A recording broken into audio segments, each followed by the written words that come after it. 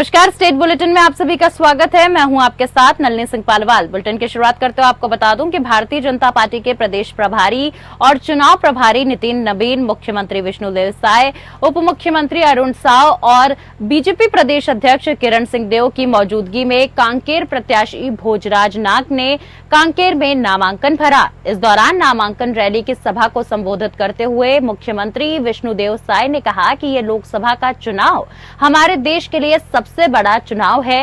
ये प्रधानमंत्री नरेंद्र मोदी का चुनाव है। साथ ही पीएम मोदी 10 सालों से प्रधानमंत्री के रूप में सबका साथ, सबका विकास, सबका विश्वास और सबका प्रयास को मूल मंत्र मानकर देश के गांव, गरीब, किसान, मजदूर सबके लिए काम कर रहे हैं। वहीं सीएम साय ने कांकेर लोकसभा क्षेत्र से बीजेपी प्रत्याशी भोजराज नाग के नामांकन दाखिले के मद्देनजर बीजेपी द्वारा आयोजित महती रैली को संबोधित कर अपील की कि पीएम मोदी तीसरी बार प्रधानमंत्री बने। इसके लिए कांकेर से नाग को सांसद बनाकर संसद भेजना है।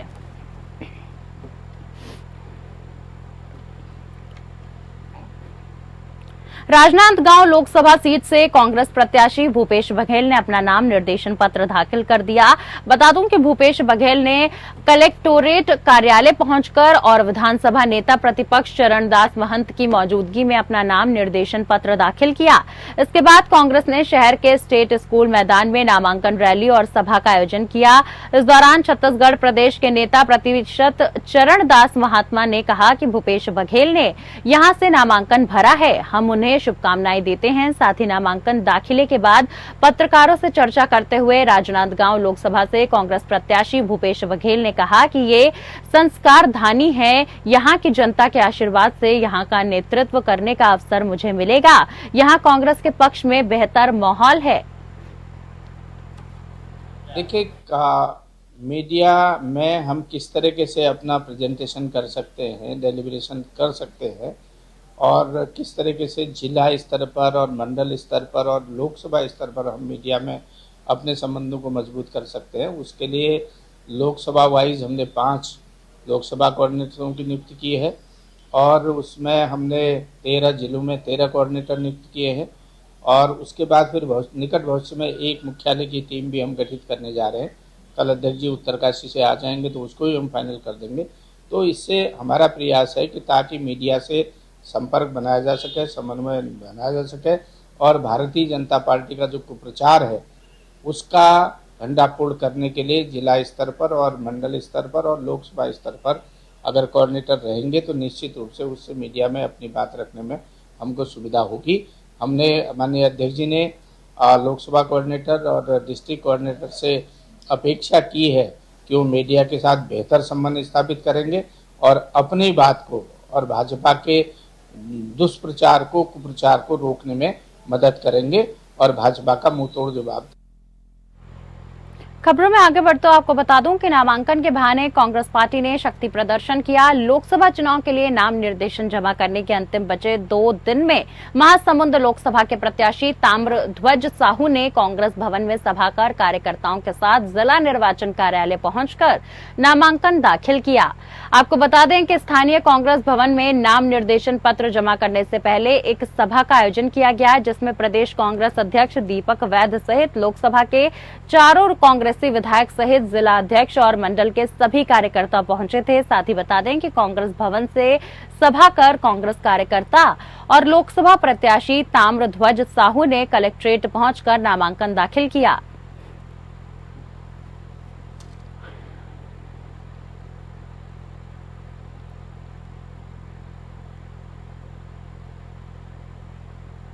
चर्चा करेंगे, जो समस्याएं बताएंगे, चाहे वो रेलवे की बात हो, सड़कों की बात हो, सिंचाई सुविधा की बात हो, उच्च शिक्षा की बात हो, तकनीकी शिक्षा की बात हो, इंडस्ट्री की बात हो, उद्योग की, जो यहाँ के लिए आवश्यक है उन चीज़ों को हम लोग प्राथमिकता देंगे। वैसे मूल रूप से प्राथमिकता हम लोग स्वास्थ्य, पेयजल, शिक्षा, सिंचाई को हर जगह रखते हैं, तो यहाँ पर भी उस प्रकार की प्राथमिकता हम लोग रखेंगे। सर, और क्या वजह है कि पार्ट जा रहे हैं?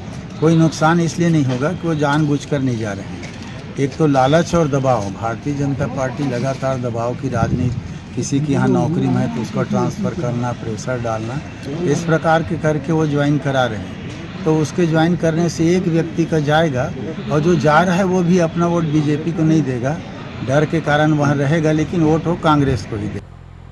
देश में होने वाले लोकसभा चुनाव के लिए नामांकन भरने का दौर लगातार जारी है। महासमुंद लोकसभा चुनाव के लिए नामांकन भरने आए बीजेपी और कांग्रेस के प्रत्याशी एक साथ मिले तो बीजेपी की प्रत्याशी रूप कुमारी चौधरी ने कांग्रेस के प्रत्याशी ताम्रध्वज साहू के पैर छूकर आशीर्वाद लिया। चुनाव में जहां एक प्रत्याशी दूसरे प्रत्याशी पर बातों से हमला करता है, उसे नीचा दिखाने का प्रयास करता है, ऐसे माहौल में ये तस्वीर राजनीति और लोकतंत्र के लिए किसी मिसाल से कम नहीं है। वहीं बीजेपी प्रत्याशी रूप कुमारी ने कहा कि कांग्रेस प्रत्याशी बड़े हैं, इसीलिए मैंने उनका आशीर्वाद लिया। चुनाव अपनी जगह है। जिसके बाद कांग्रेस प्रत्याशी ताम्रध्वज साहू ने बीजेपी प्रत्याशी के पैर छुआकर आशीर्वाद लेने पर कहा कि बड़े का सभी आशीर्वाद सभी लेते हैं, अच्छा है, चुनाव मिलजुल कर लड़ना चाहिए। साथ ही कहा कि ईवीएम में गड़बड़ी होती है, हमें भी ऐसा रिजल्ट देखने के बाद लगता है। हमेशा विपक्ष का जो प्रत्याशी होता है उसको कभी कमज़ोर नहीं मानता। चुनाव जब लड़ते हैं तो उसको भी अच्छा समझदार और दमदार प्रत्याशी मान के, मजबूत प्रत्याशी मान के ही चुनाव लड़ना चाहिए। किसी को कमज़ोर मान के चुनाव नहीं लड़ना चाहिए। लेकिन मुकाबले का जहाँ तक प्रश्न है, एक बात सुनिश्चित है कि यहाँ पर कांग्रेस की जीत होगी। ये बात मैं दावे के साथ कह सकता हूँ।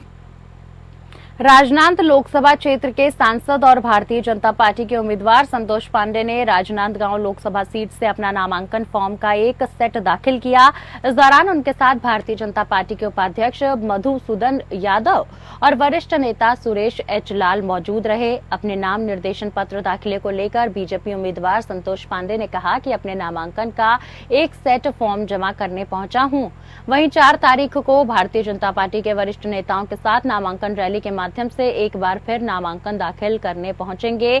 वहीं उन्होंने भूपेश बघेल के नाम निर्देशन पत्र दाखिले को लेकर कहा कि उन्हें प्रदेश की जनता ने नकारा है और उन्होंने राजनांदगांव के लिए क्या किया है, ये राजनांदगांव की जनता अच्छे से जानती है।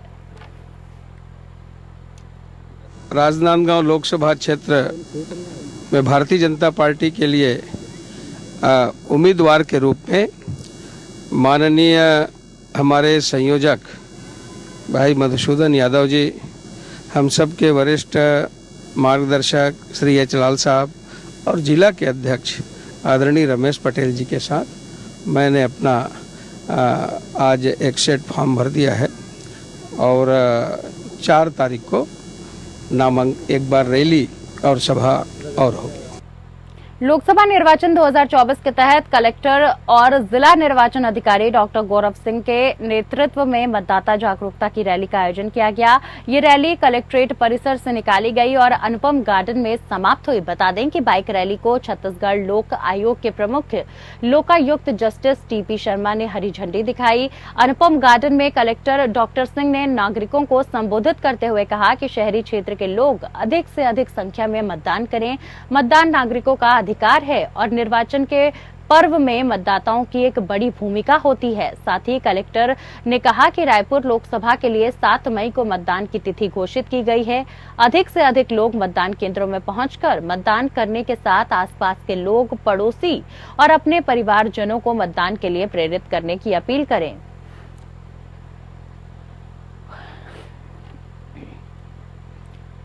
खबर महाराष्ट्र से है। मुंबई से सटे भिवंडी के इलाके में शांतिनगर केजीएन चौक से दिल दहलाने वाली घटना सामने आई, जहां पर शांतिनगर इलाके में 2 गुटों में आपसी पुरानी रंजिश के चलते जमकर हाथापाई हुई, जिसके बाद दोनों गुटों ने चाकू और तलवार से एक दूसरे पर हमला कर दिया। भिवंडी के शांतिनगर में रोजा इफ्तार के समय ये घटना हुई। बता दूं कि पुलिस से मिली जानकारी के अनुसार दोनों ही परिवार भिवंडी के शांतिनगर मोहल्ले में रहते हैं। आपसी पुरानी रंजिश के चलते विवाद ज्यादा बढ़ गया, जिसके बाद दोनों ही गुटों में जमकर तलवार और हाथ डंडे से दोनों गुटों ने एक दूसरे पर हमला करना शुरू कर दिया।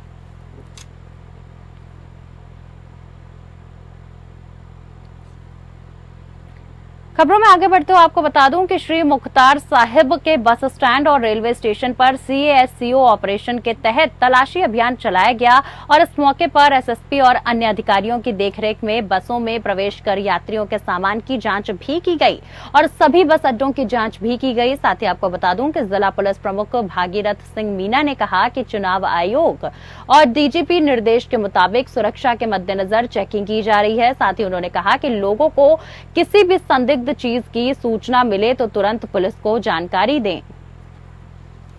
खबरों में आगे बढ़ते आपको बता दूं कि लोकायुक्त पुलिस ने पशुपालन विभाग के उप संचालक RPS भदौरिया को 3,000 रुपए की रिश्वत लेते हुए गिरफ्तार किया। बताया जा रहा है कि उप संचालक ने शिकायतकर्ता को लोन दिलाने के एवज में रिश्वत की मांग कर रहे थे। साथ ही जानकारी के अनुसार एक फरियादी ने लोकायुक्त पुलिस को सूचना दी कि पशुपालन विभाग के उप संचालक ने उनसे काम कराने के एवज में रिश्वत की मांग की है। इसी सूचना पर लोकायुक्त पुलिस ने फरियादी को 3,000 रुपए दिए, जिन पर केमिकल लगा हुआ था और इसके बाद जब वह उप संचालक RPS भदौरिया के पास रिश्वत देने पहुंचा तो तुरंत लोकायुक्त टीम ने उन्हें घेर लिया। साथ ही आपको बता दूं कि उप संचालक ने शिकायतकर्ता को लोन दिलाने के एवज में रिश्वत की मांग की थी, जिस पर शिकायतकर्ता ने लोकायुक्त को इस पूरे मामले की जानकारी दी और लोकायुक्त की टीम ने उन्हें रंगे हाथों पकड़ लिया।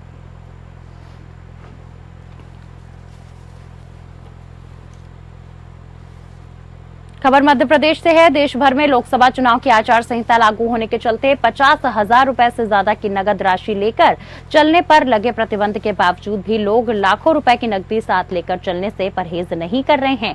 ऐसे ही 2 मामलों में डबरा FST दल के अधिकारी कृष्णा पाल सिंह जादौन की टीम ने 2 लोगों को 10 लाख और 6 लाख रुपए की राशि के साथ पकड़ा है और विधिवत कार्यवाही करते हुए राशि को जब्त कर लिया है।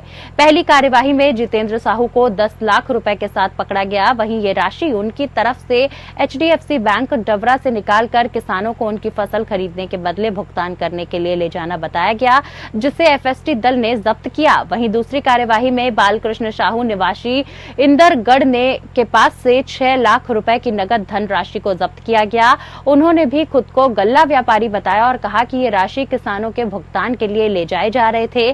पुलिस ने दोनों लोगों से दस्तावेज की बात की तो FST दल को दिखाने में नाकाम रहे, जिसके चलते 16 लाख रुपए जब्त कर सील कर दिए गए।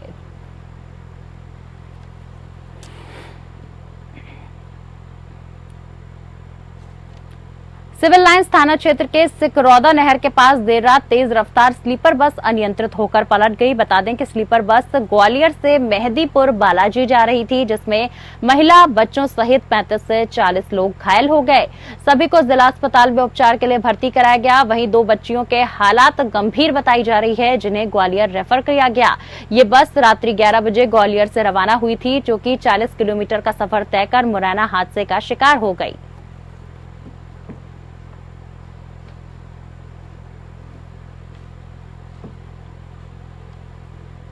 खबर झारखंड से है। केंद्र और राज्य सरकार लोगों को शुद्ध पेयजल उपलब्ध कराने का लाख दावा करती हो, नेता इसको लेकर श्रेय लेने से पीछे नहीं हटते हैं। बावजूद इसके आज भी लोग पीने के पानी के लिए तरस रहे हैं। जी हां, ऐसा ही एक मामला बोकारो जिले के अंतर्गत चास प्रखंड के पिंडरा जोरा पंचायत के चौवानटांग में देखने को मिला है। आपको बता दें, लोग शुद्ध पेयजल के लिए तरसते नजर आ रहे हैं। वहीं गांव में नल जल योजना के तहत घर घर पानी का नल जरूर पहुंचता है, लेकिन नल में पानी नहीं है और नल भी पूरी तरह से उखाड़ कर खत्म हो गए हैं। नल जल के लिए टंकी बनाई गई है, वो भी पूरी तरह से बंद पड़ा हुआ है। पानी टंकी के दरवाजे पर ताला लटका हुआ है। लोग कई किलोमीटर दूर जाकर गंदे पानी में नहाने का काम करते हैं, जबकि गांव में एक सोलर युक्त पानी टंकी है, जहां से गांव की महिलाएं पुरुष घंटों इंतजार कर पानी घर ले जाने का काम करती हैं। आपको बता दूं कि लोगों का कहना है कि नल जल योजना पूरी तरह से खत्म हो गई है। घंटों इंतजार कर हमें बाहर से पानी लाना पड़ता है, नहाने के लिए गंदे पानी का इस्तेमाल करना पड़ता है। वहीं पानी की शिकायत कई बार स्थानीय पंचायत प्रतिनिधि से लेकर सांसद विधायक तक को की गई, लेकिन किसी ने इस पर ध्यान नहीं दिया।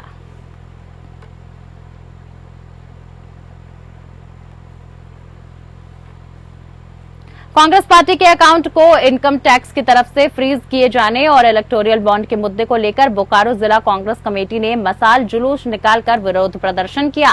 इस दौरान कांग्रेसियों ने केंद्र सरकार के खिलाफ जमकर नारेबाजी की और विपक्ष को चुनाव लड़ने से रोकने का आरोप भी लगाया। आपको बता दें कि जिलाध्यक्ष उमेश प्रसाद गुप्ता ने कहा कि लोकसभा चुनाव नजदीक हैं और हार के डर से बीजेपी हर तरह से हथकंडे अपना रही है। जब पार्टी इलेक्टोरल बॉन्ड में हुए चंदे के धंधे पर सवाल उठाती है तो अपने सरकारी तंत्र का इस्तेमाल कर विपक्षों को चुनाव में रोकने का काम करती है।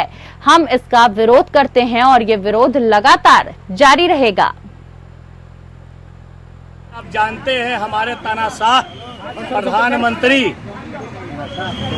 जिस तरह से अंग्रेजों ने लगान काटना चालू कर दिया था, उस तरह से हमारा देश का मूर्ख और भ्रष्ट प्रधानमंत्री दूध पर और पेंसिल रबर पर भी जीएसटी लगाना चालू कर दिया था। उसी दिन से समझिए कि देश का शिक्षा और युवाओं का नौकरी खत्म हो गया। उसी दिन से मैं बता दूं आपको दोस्तों, विपक्षों को चुनाव लड़ने नहीं देना चाह रहे हैं। आप जानते हैं कि आपको जानकारी है कि हमारे कांग्रेस पार्टी के अकाउंट को फ्रीज कर दिया गया, लॉक कर दिया गया और इनका पूरा का पूरा चंदा का धंधा चालू है। हम जो भी सवाल करते हैं इनको तीता लगता है। हम सवाल पूछना बंद कर दें तो ठीक है। हम पूछे कि आप बताइए कौन कौन कंपनी आपको चंदा दिया, हम तो यही पूछे थे। हम सवाल किया इलेक्टोरल बॉन्ड का हिसाब आना चाहिए। एसबीआई भी इनको सपोर्ट कर रहा है। सारा सरकारी तंत्र को अपना कठपुतली बना कर रखे हुए, ये नहीं चलेगा और इसका हम लोग पुरजोर विरोध करेंगे। खबर बिहार के भागलपुर से है। भागलपुर लोकसभा सीट पर एनडीए गठबंधन के प्रत्याशी अजय मंडल के नामांकन में बिहार के कई दिग्गज नेता भागलपुर पहुंचे। नामांकन दाखिल के लिए एनडीए गठबंधन के प्रत्याशी गौशाला परिसर से नामांकन रैली पदयात्रा करते हुए निकाली गई। अपने एनडीए गठबंधन कार्यकर्ताओं के साथ नामांकन रैली पदयात्रा करते हुए जिला नामांकन कार्यालय पहुंचे, जहां उन्होंने जिलाधिकारी के समक्ष नामांकन दाखिल किया। नामांकन दाखिल में बिहार के डिप्टी सीएम सम्राट चौधरी, विजय सिन्हा, मंत्री श्रवण कुमार सहित कई एनडीए गठबंधन के नेता शामिल हुए। वहीं नामांकन दाखिले के बाद भागलपुर के ऐतिहासिक सैंडिस कंपाउंड में आशीर्वाद सभा को संबोधित किया गया, जहां संबोधन के दौरान डिप्टी सीएम विजय सिन्हा परिवारवाद और वंशवाद को लेकर विपक्षियों पर जमकर हमलावर रहे। वहीं डिप्टी सीएम सम्राट चौधरी ने संबोधित करते हुए कहा कि भागलपुर में अब नए जगहों पर एयरपोर्ट बनेगा और पुराने जगहों पर, पुराने हवाई अड्डे के स्थानों पर मल्टीप्लेक्स कॉलोनी तैयार होगी, जो गंगा के किनारे बसे दियारा के क्षेत्र के लोगों को स्थान दिया जाएगा। दे करके जिता करके फिर इस बार 400 पार के नारा को साकार करना है। एक विकसित भारत, विकसित बिहार का वातावरण बनाना है। देश के प्रधानमंत्री नरेंद्र मोदी जी और बिहार के माननीय मुख्यमंत्री नीतीश कुमार जी लगा कि बिहार को आगे बढ़ाना है और आगे बढ़ाने के लिए एनडीए ही सबका साथ, सबका विकास कर सकता है।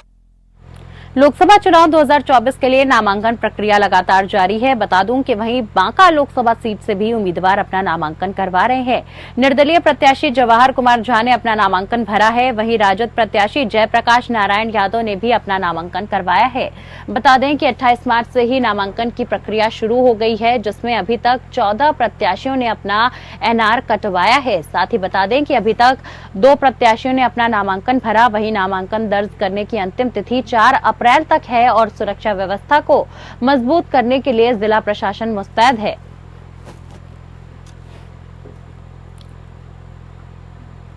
तो फिलहाल के लिए स्टेट बुलेटिन में मेरे साथ बस इतना ही। नमस्कार।